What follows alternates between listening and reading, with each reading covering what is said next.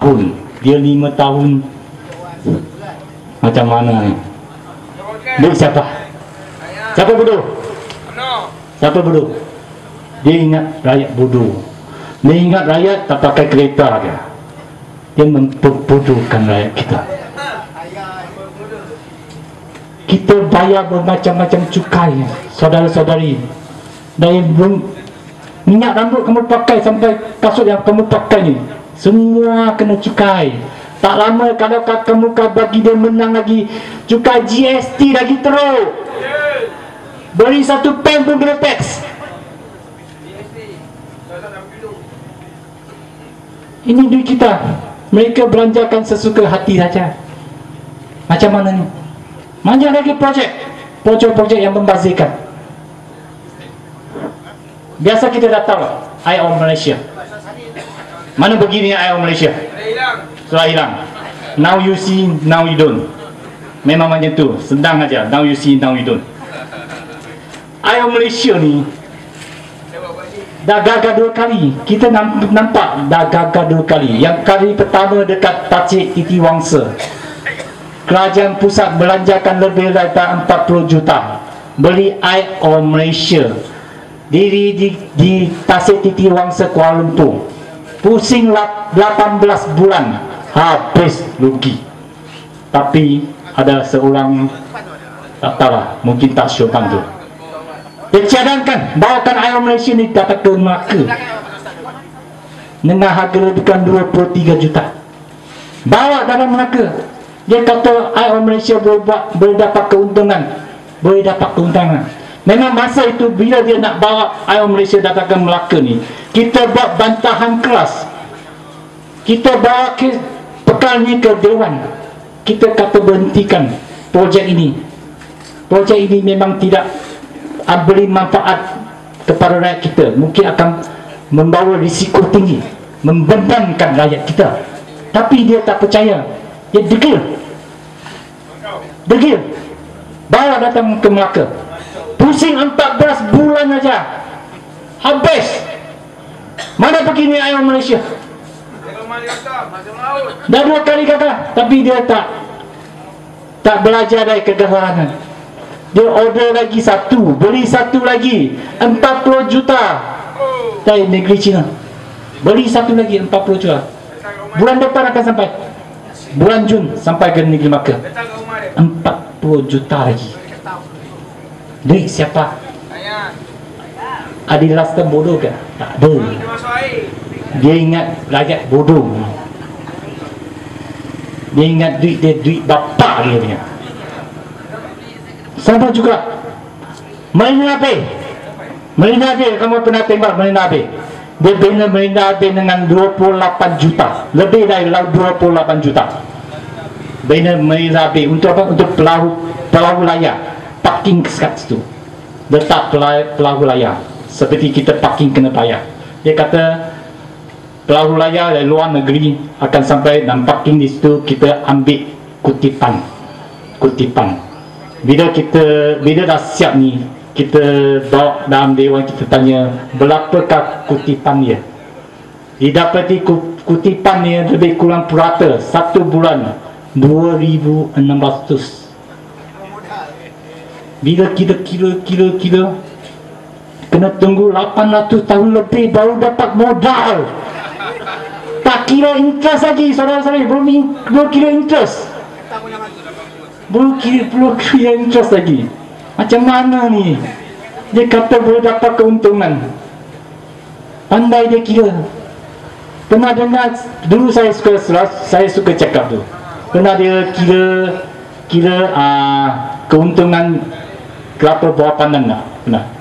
Semasa dalam dewan tu. Semasa dalam dewan, Adil Laston ni, dia menggalakkan rakyat kita tanam pokok kelapa pandan. Pernah dengar? Dia kata satu pokok kelapa pandan 1 bulan boleh dapat keuntungan RM10. Saya tak tahu macam mana dia kira. Kalau nak RM20, tanam 2. Nak RM30, tanam 3. Okey, tak apa. Lepas itu dia kata tak perlu baja. Hilang tu. bila dia kata tak perlu baca tu, dalam dewan tu ada orang ketawa lah. Memang biasa kalau dia kata yang bukan-bukan seorang ketua menteri, dia cakap tak perlu baca. Heran tu, tak perlu baca tu macam mana kita dapat hasil. Dia cakap tiap-tiap hari kamu pergi buang air sudah. Dia cakap pergi buang air. Dalam dewan semua ketawa. Semua ketawa. Sampai pekerja semua ketawa. Aduh, dia pun ketawa tu.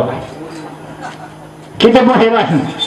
Kita memang heran. Bila dalam dewan semua ketawa tu, saya tengok Ali Raston dia ada terhenti sikit. Saya ingat dia dah salah cakap lah. Mungkin salah cakap tu, mungkin tarik balik apa yang dia cakap. Tapi tidak. Lepas dia terhenti, dia sambung balik. Bagi kaum wanita, buang air pada waktu malam. Itu dia cakap. Seorang ketua menteri boleh cakap begini dalam satu dewan. Macam mana boleh cakap sama-sama dewan? Begitu juga dia, bila dia galakkan masa Ali Raston dia jadi ketua menteri, dia galak tanam buah mangga, Mas Delight, dengar, Mas Delight. Masa dia galakkan Mas Delight, banyak tempat saya tahu, banyak tempat dia tanam, berjuta-juta, berpuluh juta kita belanjakan. Hal ini kegagalan Mas Delight ni, bila kita bawa dalam dewan, apa jawapannya? Jawapannya memang senang aja. Dia cakap semasa dia memperkenalkan buat gerakan tanam buah mangga Mas Delight, yang pengarah Jabatan Pertanian tu dia berminat, dia ada minat untuk dengan buah mangga ni. Tetapi hari ini dah tukar pengarah, sebab itu gagal. Ini jawapan ke? Dah tukar pengarah itu tak minat buah mangga, lepas tu projek tu gagal. Ini jawapan. Macam mana nak terima jawapan ni? Saya tak faham. Tengok kincir air negeri Melaka. Kincir air tu, bila dia nak buat kincir air ni, dia hantar engineer pergi luar negeri. Kalau saya tak salah, pergi ke Syria, belajar tengok kincir air macam mana berfungsi. Balik buat kincir air, tapi buat satu kincir air yang tidak bergerak. Tidak bergerak. Kita bawakan hal ini dalam Dewan Undangan. Tanya kenapa? Kita belanjakan lebih kurang 2 juta. Lebih kurang 2 juta kita belanjakan bikin satu kincir air. Kalau kamu nak buat satu kincir air, tak perlu pergi ke luar negeri.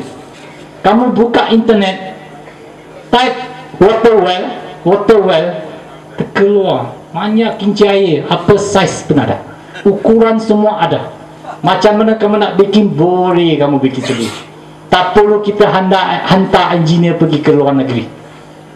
Kalau hantar engineer ke luar negeri, balik bikin satu kincir air yang boleh bergerak, tak apa, tapi tak boleh bergerak. Bangkit dalam dewan. Bila dalam dewan dia, wah, kita dah bangkitkan hari ini, terpaksalah kita pastikan, kerajaan terpaksa pastikan yang kincir air itu bergerak. Dia kata kincir air akan diperbaiki, akan bergerak dari waktu pagi 10 sampai malam 10. Bergerak 2 jam, rehat 1 jam. 21. Tak apa, kalau bergerak sudah kita pun terimalah. Bila lepas dewan, saya pergi tengok. Adakah dia bergerak? Wah, ada satu mekanik kat situ. Kalau jam dia pergi balik, dia repair balik. Kalau rosak tak bergerak, dia sedia repair balik.